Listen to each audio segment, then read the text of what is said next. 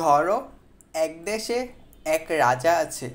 রাজা ওই দেশের সব কিছু নিয়ন্ত্রণ করে, কিন্তু একটাই সমস্যা, রাজা তার রাজ্য থেকে বের হয় না। কিন্তু ওই রাজ্যের মন্ত্রী রাজ্যের বাইরে থাকে, তাই একজন গুপ্তচরকে নিয়োগ করা হলো। গুপ্তচর রাজার প্রত্যেকটা কথা ভালো করে কপি করে ও মন্ত্রীর কাছে গিয়ে সেইভাবেই উপস্থাপন করে। এইভাবেই সেই দেশ চলে। কেমন আজব একটা গল্প, তাই না?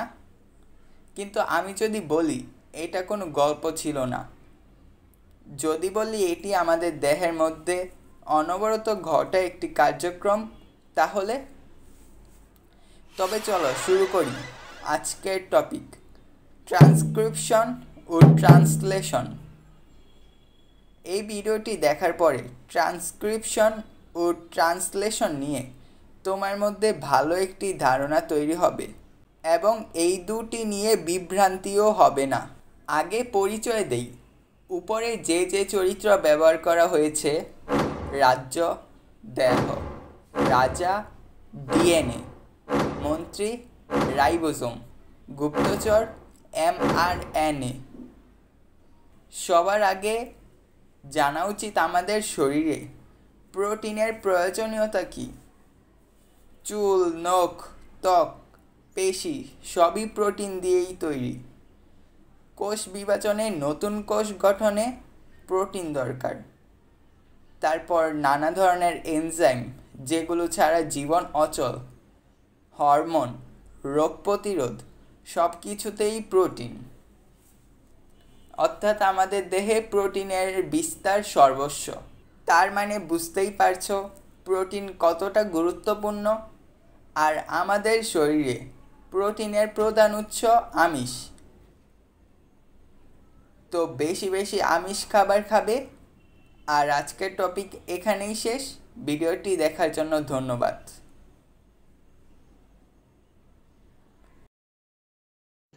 रुको जरा सबर करो। তোমরা হয়তো জেনে থাকবে আমিষ খাবার খাওয়ার পর পাকস্থলী ও ক্ষুদ্রান্তে নানা ধরনের বিক্রিয়ার পর সেই আমিষ খাবার অবশেষে অ্যামাইনো অ্যাসিডে পরিণত হয়, তাই না?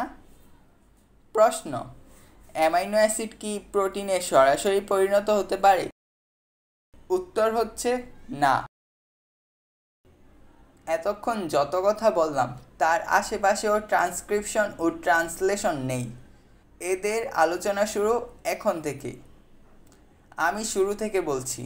আমি জানি প্রথমে বুঝতে হয়তো কষ্ট হবে, তবুও দেখতে থাকো, পরে দেখবে সব একেবারে।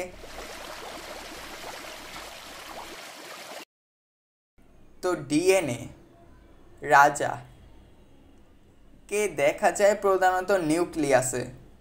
এই ডিএনএ এর একই রকম প্রতিচ্ছবি তৈরি করে এমআরএনএ, অর্থাৎ মেসেঞ্জার আরএনএ, সম্পূর্ণ গুপ্তচরের মতো। এমআরএনএ এর কাজ হলো ডিএনএকে কপি করা। ধরো ডিএনএ এর সি এমআরএনএ এর জি এর সাথে 3টি হাইড্রোজেন বন্ড গঠন করে। আবার ডিএনএ এর এ এবং এমআরএনএ এর ইউ 2টি হাইড্রোজেন বন্ডে যুক্ত থাকে। এই প্রক্রিয়াটি হলো ট্রান্সক্রিপশন। এবার এই এমআরএনএ গুটি গুটি পায়ে চলে যায় রাইবোজোমের কাছে, অর্থাৎ মন্ত্রীর কাছে। এবার রাইবোজোম অর্থাৎ মন্ত্রী এর মধ্যে এমআরএনএ প্রবেশ করে, আর রাইবোজোমে থাকা টিআরএনএ অর্থাৎ ট্রান্সফার আরএনএ আসে। সেই ট্রান্সফার আরএনএ এর মাথায় থাকে সেই আমিষ খাদ্যটির অ্যামাইনো অ্যাসিড, আর এই অ্যাসিড যুক্ত হয়ে তৈরি হয় প্রোটিন।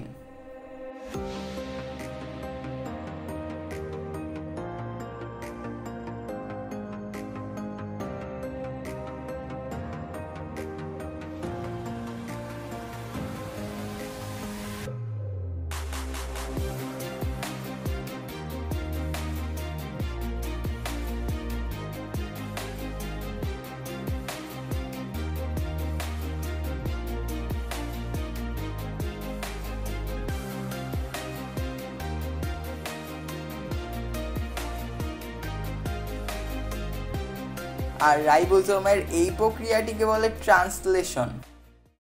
আশা করি তোমরা ট্রান্সক্রিপশন ও ট্রান্সলেশন কি সেটা বুঝতে পেরেছ।